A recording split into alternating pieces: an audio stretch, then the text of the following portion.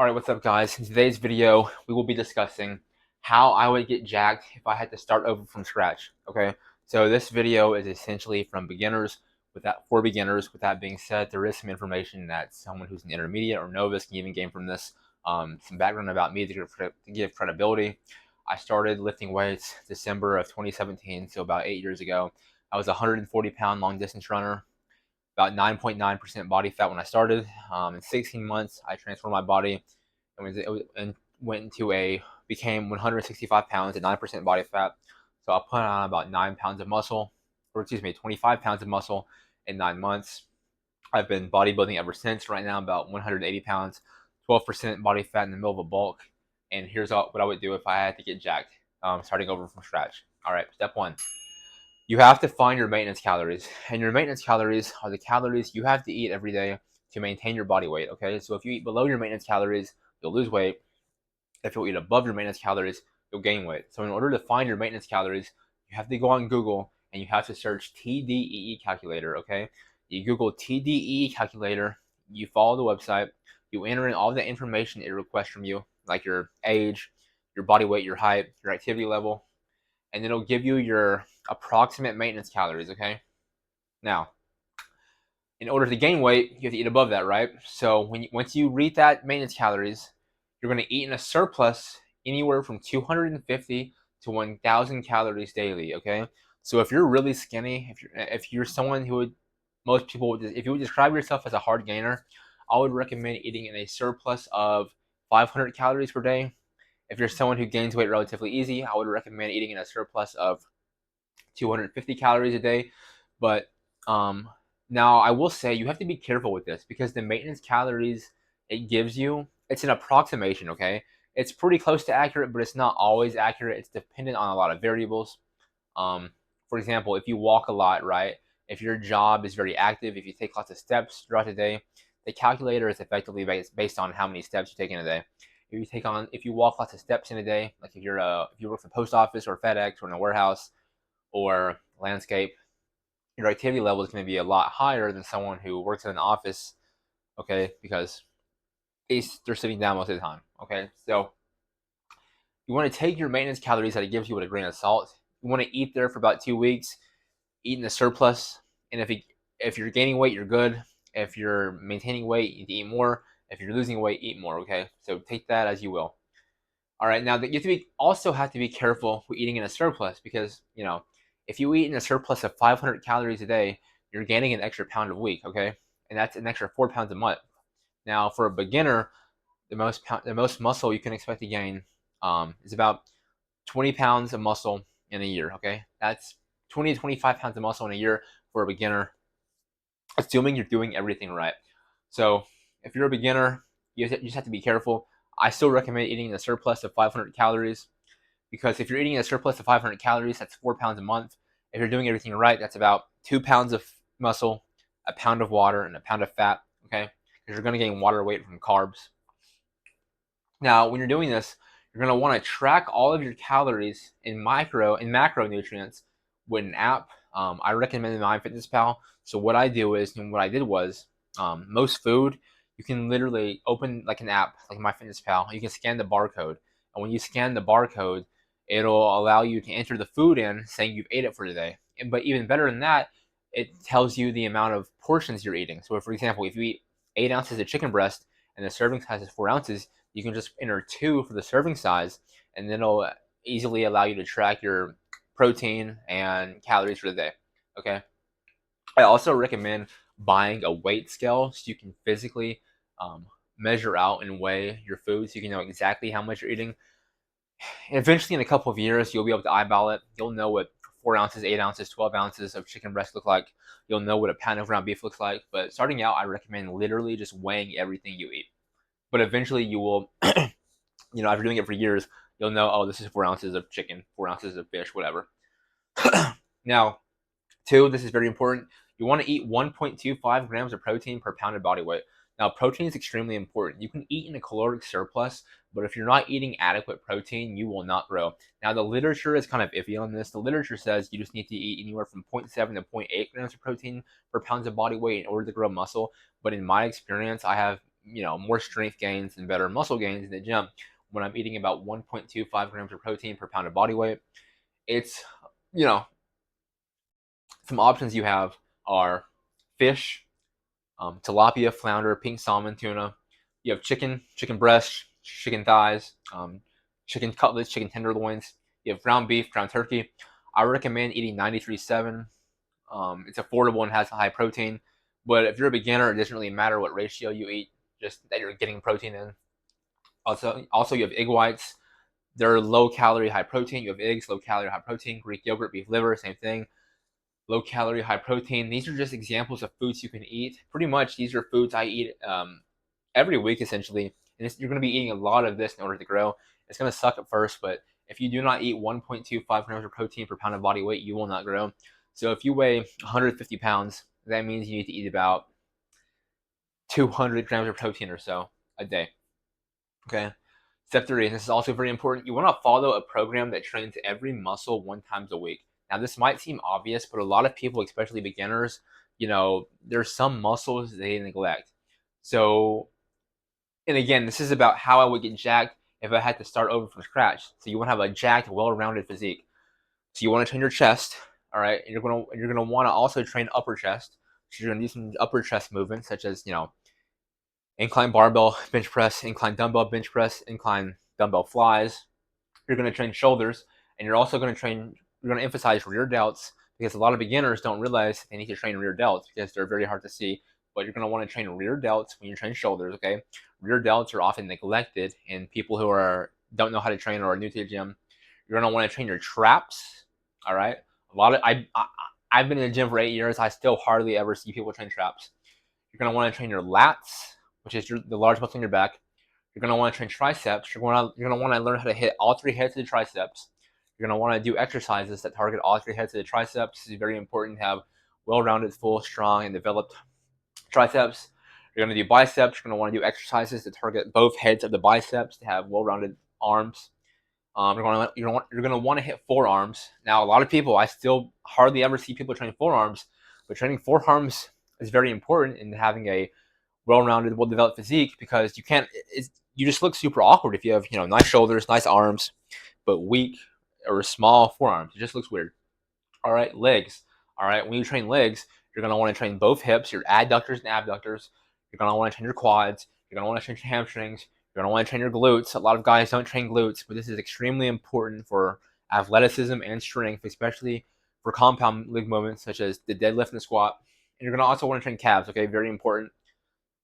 All right, so you want to follow a program that trains every muscle 1 time per week for about 6 months. You want to do this for 6 months, and you want to get good at these movements for 6 months. I mean, you can do a routine like this, a 4 or 5 day routine. If you just go on Google and you search bodybuilding routines for a beginner that target every muscle, you'll have plenty of routines that come up, okay? And if you don't know how to do anything, there's a couple options. When you find this plan on YouTube, or once you find this plan from the internet by searching bodybuilding routines for beginner that targets every muscle, when you come across an exercise you don't know how to do, you're going to take out your phone and you're literally going to go to YouTube and you're going to search, how do I do such and such exercise? So for example, if you don't know how to do chest flies, machine chest flies, you're going to go on YouTube, how to properly do machine chest flies. If you don't know how to do incline barbell bench press, you're going to go on YouTube, search how to properly do incline barbell bench press. If you don't know how to shoulder press, you can go to YouTube, search how to properly dumbbell shoulder press, okay? All right, step 4, this is also extremely important and something that I attribute to why I got as jacked as fast as I did. All right, you want to focus on learning how to properly contract every muscle. In other words, you want to learn how to properly utilize mind-muscle connection. Now, mind-muscle connection is your mind's ability to feel or isolate the muscle it's training when doing a specific exercise. So, for example, when you're training triceps, when you're training triceps, when you're doing an exercise such as V-grip tricep pushdowns, it primarily targets the tricep. However, it also utilizes the shoulders a fair amount, depending on how you do it, and your lats for stability. Now, you want to get to the point to where when you're doing the exercise, you want to effectively be not using any shoulder, and you want to effectively be almost isolating the tricep entirely, right? Okay, because when you're doing any push exercise, such as you're utilizing multiple muscles, even if that exercise isn't a compound movement, right? So like a standard cable pull down for triceps, you're primarily targeting the tricep, but other muscles are still coming into play. Like I said, lats for stability, shoulders also. But you want to get to the point to where you can isolate that muscle so well, you can contract that muscle so well when doing the movement that you're effectively only training the intended muscle, okay? Like when you're doing side lateral raises, you want to perfect these to the point to where you're not utilizing any traps, right? But you're only doing shoulders, and there's a lot of benefits for this. A, you'll get stronger. B, you will grow substantially faster because you're properly training the intended muscle, okay? When you're doing an exercise such as side lateral raises, there's absolutely 0 point of doing them in such a way that includes your traps because it makes no sense. It's totally illogical.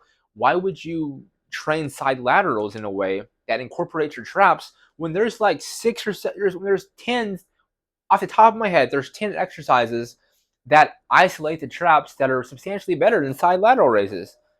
All right. So you want to learn how to do mind muscle connection. This will greatly improve the rate at which you build muscle. Also, this is also very important. When you're learning mind muscle connection, learn how to properly control your lats, the big muscle on your back. Okay. I'll see a lot of guys who have been in the gym for a while who have okay physiques, but they have no lats, they have no backs. And I presume, and this was the case for me and a lot of other people I know, I presume that is because they don't know how to properly contract their lats. That's because it's a very hard muscle to learn how to properly contract. So I highly recommend going on YouTube and searching how to properly contract your lats when training, how to properly engage your lats when training. This will make your back a lot bigger, a lot stronger. When you're watching these videos on how to properly do exercises or how to properly contract muscles, I would highly encourage you all to watch videos from professional bodybuilders, IFBB pros, guys who compete on a bodybuilding stage. And the reason is because these guys have some of the nicest physiques in the world. They're some of the strongest guys in the world.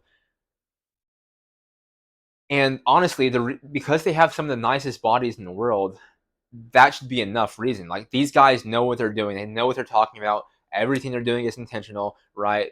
Their focus is solely on bodybuilding. That is getting their muscle as big and well developed as possible. Okay, so I highly recommend you learn how to properly do exercises and learn how to properly contract certain muscles from bodybuilders on YouTube. There's tens of thousands, if not hundreds of thousands of videos that are easily accessible and available on YouTube.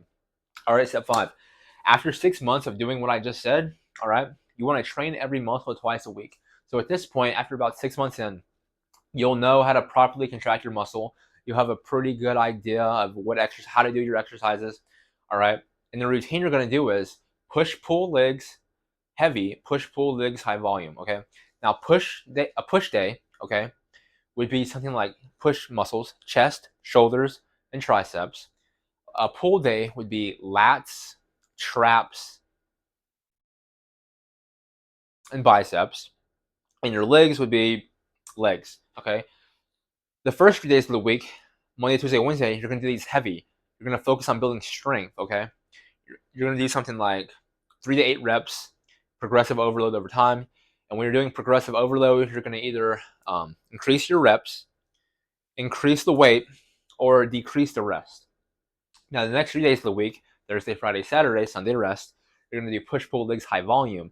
These days, you're going to do anywhere from 8 to 12 reps, and you're going to focus on hypertrophy. That is high volume, building muscle, contracting the muscle properly. You're still contracting the muscle properly when you're doing push, pull, leg heavy, but when you're doing push, pull, legs volume, you're also going to want to incorporate stuff like drop sets.